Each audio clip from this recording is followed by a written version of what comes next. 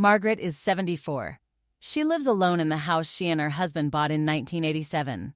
About a year ago, her daughter came to visit and said something that stuck with Margaret for weeks. She said, "Mom, I love you, but I'm scared for you in this house."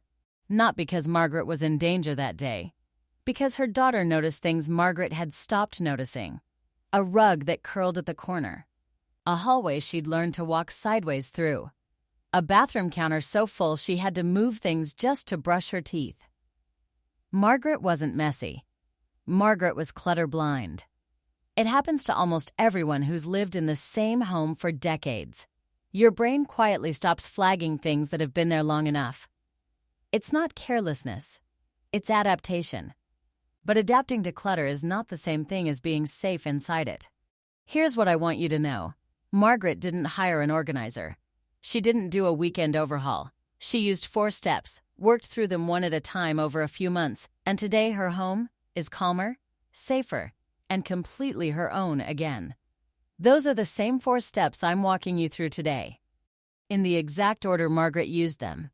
If you're new here, this is Senior Decluttering Diaries, and every single thing we talk about on this channel exists for one reason: to help you feel calm and safe in the home you've already built. So if that's why you're here, go ahead and hit subscribe now, because I promise you'll want to see what's coming next. Step 1. The walk through. The first thing Margaret did wasn't touch a single drawer. It was walk through her own home the way a stranger would, the way her daughter had, seeing it for what felt like the first time in years.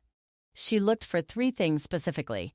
Pathways. Could she get from her bedroom to the front door in the dark without stepping around anything? Surfaces. Were her counters so full it was hard to find what she actually needed? Access. Could she reach her medications, her phone, her exit, quickly if she had to? She took her phone with her and snapped a few photos as she went. Seeing her own home on a small screen showed her things her eyes had learned to skip. That's your first step too. Not about feeling bad. It's about waking your eyes back up, because you can't organize what you've stopped being able to see. If you do this walkthrough today, drop a comment and tell me which room surprised you most. I read every single one, and it genuinely helps me know what to cover next on Senior Decluttering Diaries. Step 2. The legacy box method. Here's the step that made the difference for Margaret. And it's the one most decluttering advice leaves out entirely. As she sorted, Margaret hit things that stopped her cold. A sweater that still smelled like her husband. A recipe card in her mother's handwriting. A birthday card from a grandchild who'd since grown up. Keep or toss didn't work on things like that, and the first time Margaret tried this years earlier. That exact moment is where she'd quit. This time, alongside her keep, donate, and trash piles, she set aside one more box. Her legacy box. Anything that stopped her went in there, no decision required.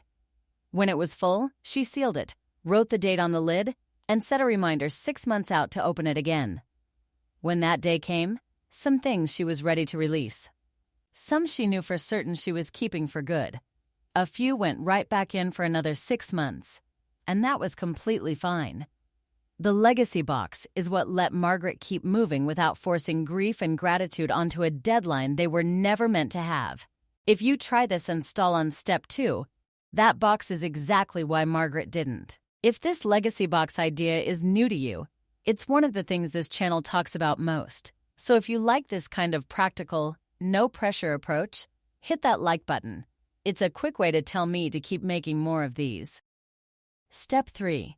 Room by room. In the right order, Margaret started with the bathroom, not the room that bothered her most visually. It's where the most falls happen in any home.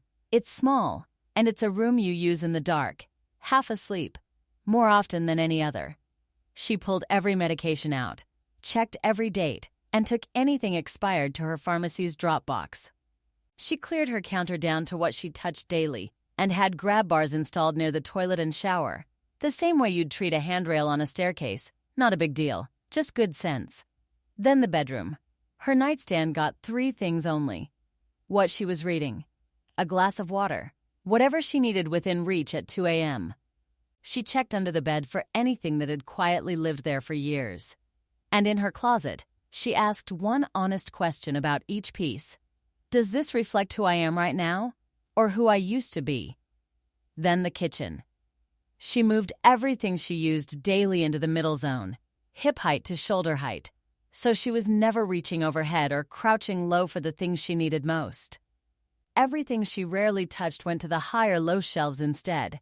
Margaret worked in short sessions, 15 to 20 minutes with a timer, and stopped when it went off, even mid-drawer. With some joint pain in her hands, she sat while she sorted, worked one shelf at a time, and let her daughter hand her things instead of bending and reaching herself. Slow and finished beat fast, and abandoned, and that's exactly why it stuck this time. And if you're watching this on your phone with a specific room in mind right now, save this video before you go any further. That way it's waiting for you when you're actually standing in that room, not just something you meant to come back to. Step 4. The 10-minute evening reset. This is the step that determined whether steps 1 through 3 actually lasted for Margaret, or quietly unraveled in 3 weeks the way her earlier attempts had. Every evening, right after dinner, Margaret spends 10 minutes putting things back where they belong. The mug back in the cabinet. The blanket folded. The mail off the counter. Not organizing, not a project, just a reset. When she goes to put something away and realizes it doesn't have a home, she gives it one. That's what makes the reset hold up over time instead of falling apart the first busy week, the way it always used to. 10 minutes a night means Margaret is never more than 10 minutes away from a home that feels calm, not a system, a rhythm. And it's the reason her daughter's next visit ended very differently than the one that started all of this. If any part of Margaret's story sounded familiar, if someone came to mind while I was talking, do something small for them right now. Send them this video. You don't need to say anything. Just send it. And if you haven't subscribed to Senior Decluttering Diaries yet, this is a good moment to do it, because next week we're going deep on the 5 things in your bathroom that are quietly working against you. You don't have to finish everything today. Start with step 1. Keep your legacy box close for the things that need more time, and let the rest come the way it did for Margaret. Slowly, and on your terms. Thank you for spending this time with me. I'll see you in the next one.